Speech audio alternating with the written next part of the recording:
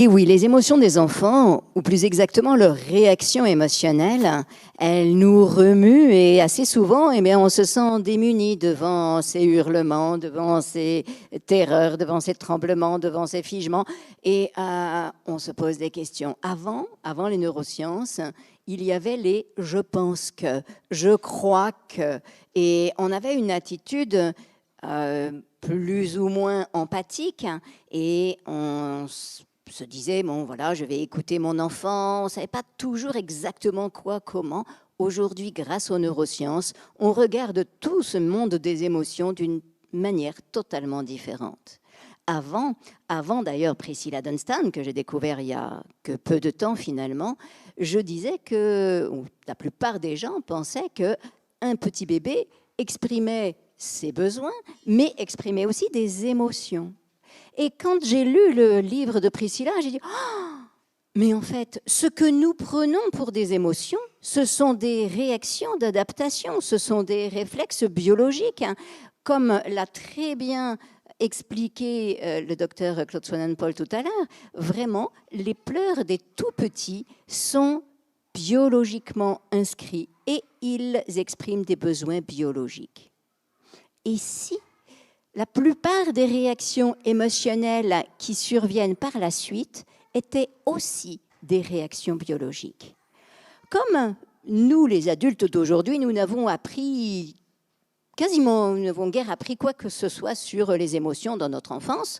Il est rare que notre papa, notre maman ou les enseignants même nous aient expliqué qu'est-ce que la colère, qu'est-ce que la peur, qu'est-ce que la joie, tout ça.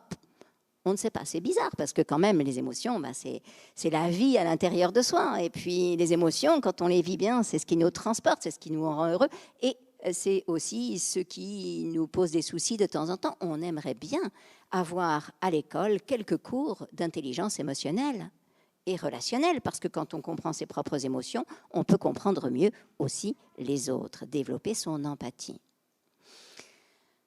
Les neurosciences regardent ce qui se passe dans le cerveau, et pas qu'en le cerveau, le lien entre le cerveau et le reste du corps. Et elles nous permettent de mesurer qu'il se passe des choses dans le cerveau lorsque nous avons besoin de nous adapter. Le docteur Hans Schelier, il y a quelques années déjà, c'était déjà un des précurseurs des neurosciences, a montré qu'il y avait une réaction spécifique de l'humain face à toute nécessité d'adaptation.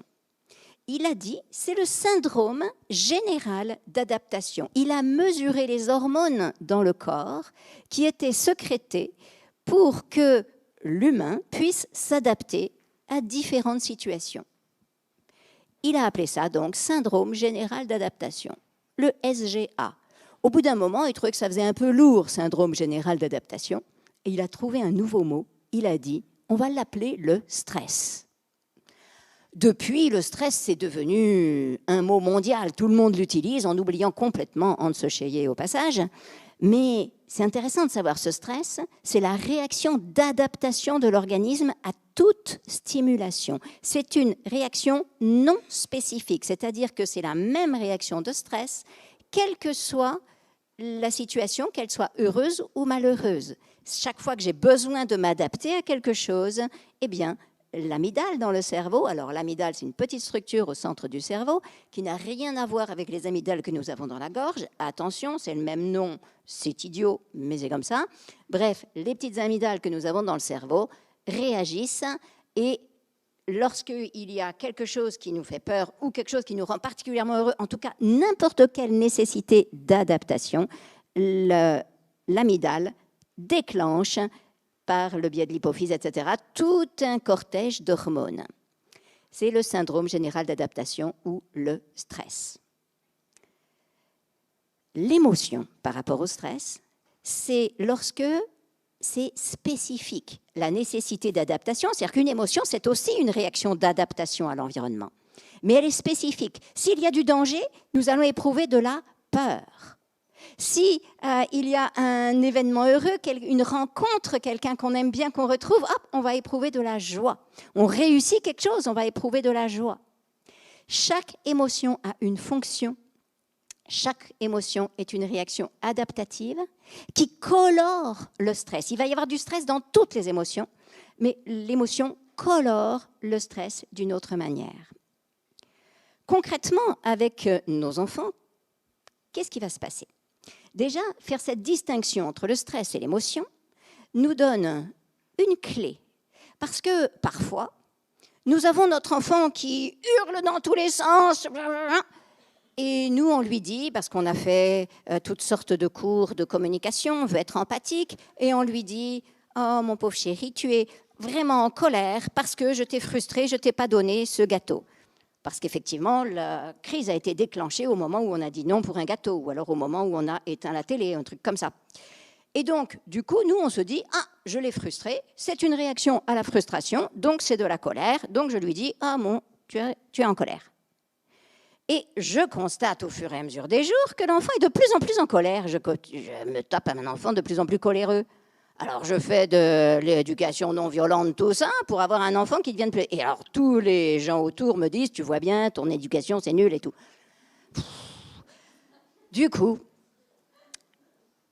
comment comprendre ça? Eh bien, c'est que tout simplement, ce que vit l'enfant n'est pas de la colère. La colère, c'est une émotion de puissance. C'est une émotion qui répare. La colère, imaginez, vous êtes dans une voiture et hop, on vous bigne un petit peu votre voiture, ça fait une petite bosse concave sur votre carrosserie. Vous descendez de voiture, vous allez discuter. Alors évidemment, la violence, c'est je vais cogner sur la tête du gars qui m'a bigné. Ça, c'est la violence. Ça fait que tout le monde va plus mal, ça n'est pas intéressant. La colère, c'est je fais un constat. Je nomme ce qui s'est passé et la blessure. Et je définis les responsabilités. Ça, c'est une première étape. Ensuite, j'ai besoin de réparer ma voiture. Parce que si je ne répare pas ma voiture, qu'est-ce qui se passe? Au début, on a une voiture superbe, toute neuve. Comment on conduit quand on a une voiture toute neuve? Fais super gaffe. Hein. Mais alors, dès qu'elle a été bignée 2-3 fois... Eh ben, quand on veut se garer, poum, poum, poum, poum, bref, on s'en fiche un peu. C'est pareil avec notre corps, c'est pareil avec notre psyché, c'est pareil avec notre identité. Si on ne se répare pas chaque fois quand on a été abîmé par quelqu'un, quand on a été cogné, quand on a vécu des frustrations, des injustices, des choses difficiles, si on ne se répare pas à chaque fois, eh bien, on va petit à petit ne plus estimer suffisamment sa valeur et du coup, on va se laisser blesser par toutes sortes de gens. On ne veut pas ça pour nos enfants. On veut leur permettre de devenir des êtres puissants et solides. Et donc, on va leur permettre la colère, qui est cette émotion de réparation. Comment je répare ma voiture? Eh bien, la carrosserie, je vais chez le carrossier. Et le carrossier, il prend, alors bon, les carrossiers anciens, on prenait des trucs à l'intérieur, boum, boum, boum, pour redresser la carrosserie. Et la colère, c'est ça. Ça vient de l'intérieur et je m'affirme. Et donc, par exemple, une petite fille, une maman me dit « Qu'est-ce que je dois faire avec ma petite Julie ?» Elle a 3 ans et à l'école, elle a été giflée par sa maîtresse. Et donc, qu'est-ce que je dois faire? Je dis « Je ne sais pas, raconte-moi, qu'a fait Julie ?» Eh bien, Julie m'a raconté que quand la maîtresse l'a giflée, elle a regardé sa maîtresse dans les yeux et elle lui a dit « Tu n'as pas le droit de me taper !» Je dis « T'as rien à faire. Ta fille, elle s'est réparée. Elle a exprimé sa colère. » Heureusement, c'était une maîtresse d'aujourd'hui qui a dit « Oui, tu as raison, Julie, je n'aurais pas dû, ça m'a dépassée, etc. » Parce que... quelques-uns d'entre nous ici, si on avait dit ça à nos maîtresses à l'époque, on se retrouvait avec un panneau dans le dos, dans la récréation, etc. Bref, c'était l'humiliation encore plus. Quand même, aujourd'hui, la plupart des gens savent qu'on ne frappe pas un enfant et qu'on ne doit pas le faire, mais ça arrive. Le problème n'est pas tant la blessure, le problème c'est est-ce que je peux me réparer ou pas? Si cette petite fille n'avait rien osé dire, et du coup, elle n'aurait pas pu se réparer. Et du coup, elle se serait dit, je suis quelqu'un qu'on peut taper. Je suis une soumise. Tandis que là, elle a repris son pouvoir. Donc la colère, c'est ça. Chaque fois que vous voyez votre enfant dire, non, tu n'as pas le droit, il s'affirme, c'est de la colère.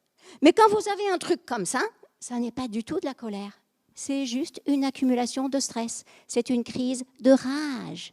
Et la crise de rage, ce n'est pas la peine de dire « j'accueille ta colère », ça ne marchera pas. La crise de rage, c'est une crise de stress. Il n'y a pas de colère dedans.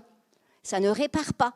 Donc on ne va pas inciter la personne, on ne va pas inciter l'enfant à exprimer sa colère.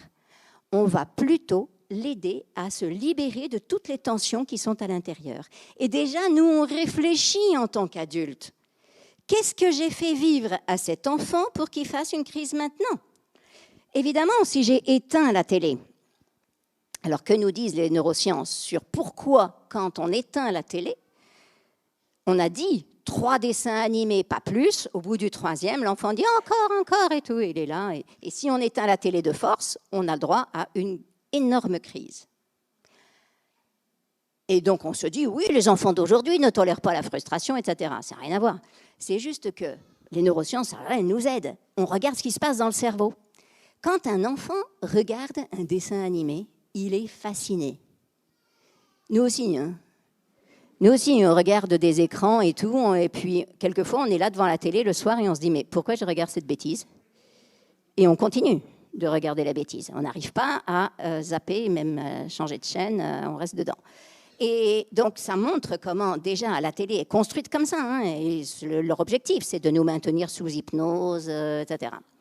Mais dans le cerveau d'un petit enfant, en plus, il y a, non seulement ça le met en onde alpha comme nous, donc le cerveau se met en onde alpha, donc on perd un peu de capacité à décider, à la volonté, tout ça, c'est pas le moment, et ça relaxe, c'est pour ça que ça nous détend la télé.